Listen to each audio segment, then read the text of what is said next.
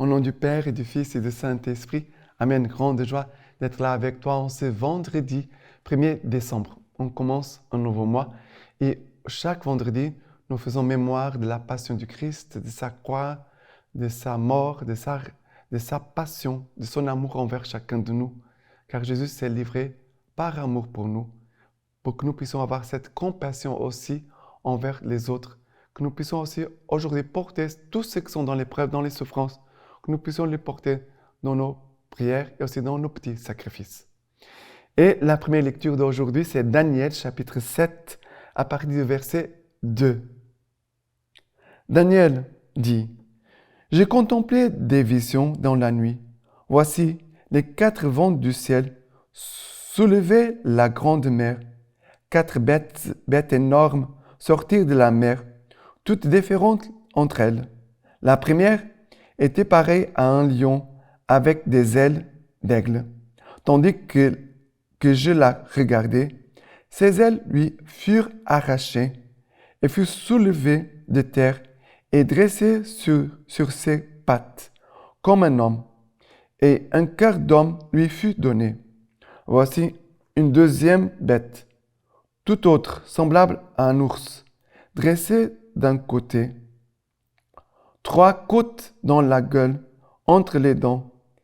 Il lui fut dit, « Lève-toi, dévore quantité de chair. » Ensuite, je regardai et voici une autre bête, pareille à un léopard, portant sur les flancs 4 ailes d'oiseau. Elle avait 4 têtes, et la domination lui fut donnée. Ensuite, je contemplai une vision dans les visions de la nuit. Voici une 4e bête, terrible, effrayante et forte, extrêmement. Elle avait des dents de fer énormes. Elle mangeait, broyait et foulait aux pieds ce qui restait. Elle était différente des premières bêtes et portait 10 cornes. Tandis que je considérais ces cornes, voici parmi elles poussa une autre corne, petite. 3 des premières cornes furent arrachées de devant elle. Et voici qu'à cette corne, il y avait des yeux comme des yeux d'homme et une bouche qui disait de grandes choses. Tandis que je contemplais, des trônes furent placés et un ancien s'assit, son vêtement blanc comme la neige, les cheveux de sa tête purs comme la laine. Son trône était flamme de feu, auru de feu ardent. Un fleuve de feu coulait, issu de devant lui. 1000 milliers le servaient, myriades et myriades debout devant lui.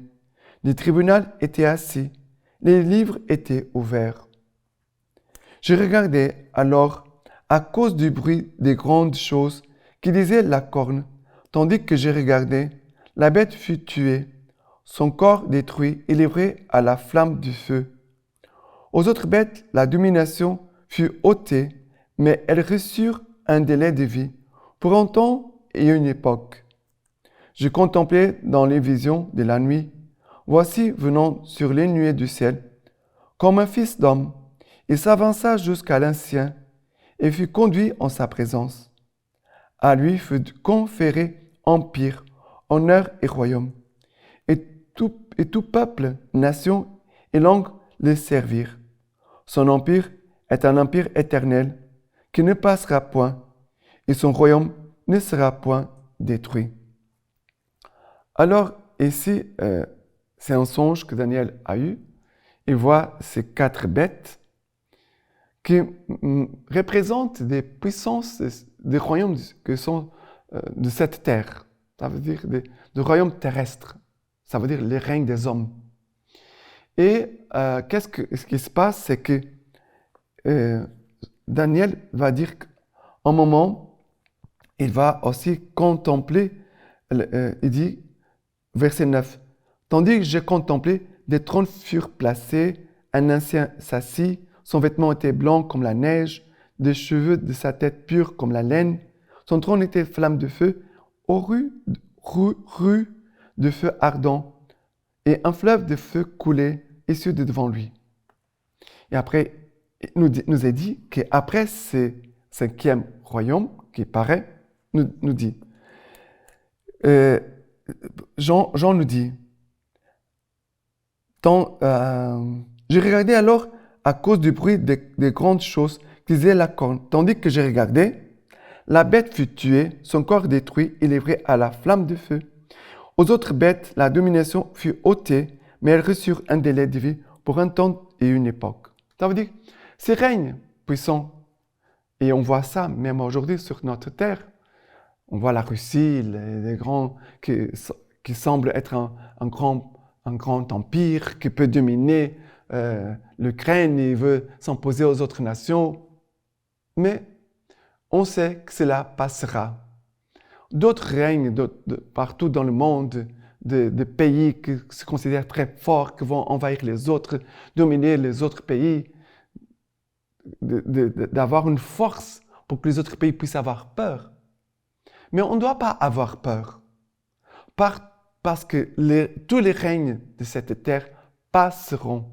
Il y a un règne qui ne passera jamais, que c'est le règne du Christ. La puissance du Christ, elle va tout détruire. Et ici, il nous est dit que ces règnes, il nous dit que aux autres bêtes, la domination fut ôtée, mais ils reçurent un délai de vie pour un temps et une époque. Ils ont un délai et une époque, mais elles passeront. L'unique chose que nous avons la certitude, c'est que les règnes du Christ demeurent pour toujours. Même, parfois, les gens croient que l'Église, le règne du Christ, il est faible parce que nous n'arrivons pas à maîtriser les autres nations, parce que les gens, parfois, se posent la question, mais pourquoi Dieu permet tout ça? Pourquoi il a toute la souffrance? Pourquoi il a toute cette méchanceté? Nous sommes sûrs, tout cela passera. Un jour passera. Et nous sommes convaincus, à cause de notre foi, que tout cela passera. Et que ce qui nous attend, c'est le royaume éternel de notre Seigneur Jésus-Christ. C'est la vie éternelle, car cette vie, en comparaison par rapport à la vie éternelle, ce n'est rien. Et ici, nous est dit comme ça, le verset 14. À lui, ça veut dire à ses fils d'hommes, ça représente le Christ. Il nous est dit, à lui fut conféré empire, honneur et royaume, et tous les peuples, nations et langues le servirent. Son empire est un empire éternel qui ne passera point, et son royaume ne sera point détruit. C'est cela que nous devons proclamer, que nous croyons, que nous témoignons. Et les armes que nous avons, ce ne sont pas les armes des soldats, des armées. Nous avons des armes spirituelles pour combattre le mal. Nous devons nous prendre ces armes que le Christ et son Église nous donnent pour combattre le mal. Combattons le mal avec les biens, avec les forces du Christ, avec la croix du Christ, avec le rosaire, avec la Sainte Communion, avec notre foi, notre prière. Ce sont des armes spirituelles que le Seigneur nous donne pour ce temps d'aujourd'hui. D'accord? Maintenant, les psaumes d'aujourd'hui. Le psaume, c'est Daniel, chapitre 3, à partir du verset 75. Aux montagnes et collines, bénissez le Seigneur, chantez-le, exaltez-le éternellement. Ô vous, toutes choses germant sur la terre, bénissez le Seigneur, chantez-le, exaltez-le éternellement. Ô vous, sources, bénissez le Seigneur, chantez-le, exaltez-le éternellement. Ô vous, mers et rivières, bénissez le Seigneur, chantez-le, exaltez-le éternellement. Ô vous, baleines et tout ce qui se meut dans les eaux, bénissez le Seigneur, chantez-le, exaltez-le éternellement. Ô vous tous, oiseaux du ciel, bénissez le Seigneur, chantez-le, exaltez-le éternellement. Ô vous toutes bêtes et bestiaux, bénissez le Seigneur, chantez-le, exaltez-le éternellement. Ici, c'est la création tout entière qui proclame la Seigneurie du Christ. Chantez-le, exaltez-le éternellement. la création proclame la seigneurie du Christ. Les règnes de cette terre peuvent sembler être forts, très puissants, qui écrasent tout, qui veulent dominer tout. Mais n'oublions pas que c'est le règne du Christ établi par sa croix, par sa passion, par sa mort et résurrection, qui aura les derniers mots. Les derniers mots appartiennent à Dieu. Soyons convaincus de cela, ayons foi en cela. Et maintenant, l'évangile d'aujourd'hui, c'est Luc chapitre 21, à partir du verset 29. Il leur dit une parabole. Voyez les figuiers et les autres arbres. Dès qu'ils bourgeonnent, vous comprenez de vous-même, en les regardant, que désormais l'été est proche. Ainsi vous, lorsque vous verrez cela arriver, comprenez que le royaume de Dieu est proche. En vérité, je vous le dis, cette génération ne passera pas, que tout ne soit arrivé. Les ciels et la terre passeront, mais mes paroles ne passeront point. Les ciels et la terre passeront, mais mes paroles ne passeront point. Ce ciel et cette terre, c'est ce que nous voyons. Tout cela passera, mais les paroles de Dieu ne passeront pas. Qu'est-ce qui est important pour nous? Être attaché à la parole de Dieu, être nourri par la parole de Dieu, être éclairé, conduit par la parole de Dieu, être fortifié par la parole de Dieu. Parce que c'est la parole de Dieu qui va nous donner la sagesse. Et c'est cette parole de Dieu remplie de l'Esprit Saint qui va nous communiquer aussi la lumière de l'Esprit Saint. Comme Jésus disait, quand vous serez conduit devant les tribunaux, dans les persécutions, ça veut dire dans les difficultés, c'est l'Esprit Saint qui va vous instruire, qui va vous enseigner ce qu'il faut faire et ce qu'il faut dire. C'est cette parole, c'est cette action de l'Esprit Saint que nous devons accueillir en nous, que nous devons porter en nous, parce que notre force ne vient pas de nous-mêmes, elle vient d'en haut, elle vient de la parole de Dieu. Cette parole qui est capable de renverser des puissants. Et cette parole et cette action de l'Esprit Saint, cette force de l'Esprit Saint, qui peut vraiment nous éclairer, nous inspirer et confondre ce que se considère les puissants, les sages, les forts.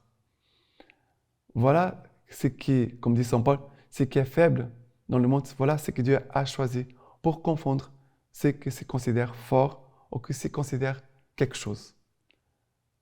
Soyons confiants dans la parole de Dieu qui nous est donnée. Soyons confiants dans l'action de l'Esprit Saint qui habite en nous. Et maintenant, la lecture patristique d'aujourd'hui de Saint Cyprien.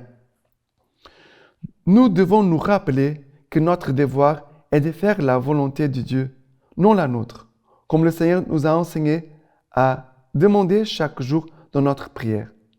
C'est contradictoire et absurde alors que nous demandons que la volonté de Dieu se fasse, de ne pas être prêt à obéir sans tarder à cette volonté lorsqu'il nous appelle à sortir de ce monde. Nous résistons, nous refusons comme des esclaves rétifs. On nous traîne tristes et chagrins devant le Seigneur. Nous sortons de ce monde par contrainte et nécessité, non par une libre obéissance. Et nous attendons de Dieu les honneurs de la récompense céleste, alors que nous venons à lui de mauvais gré.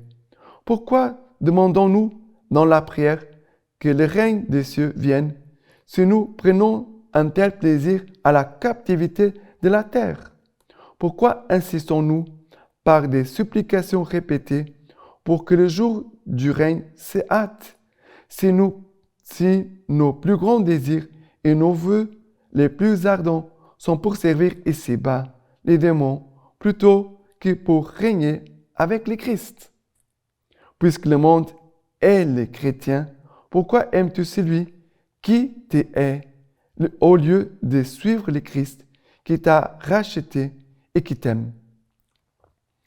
Maintenant, je vous laisse la bénédiction par les mains toutes pures de la Vierge Marie. Que Dieu Tout-Puissant vous bénisse et vous garde, le Père, le Fils et le Saint-Esprit. Amen.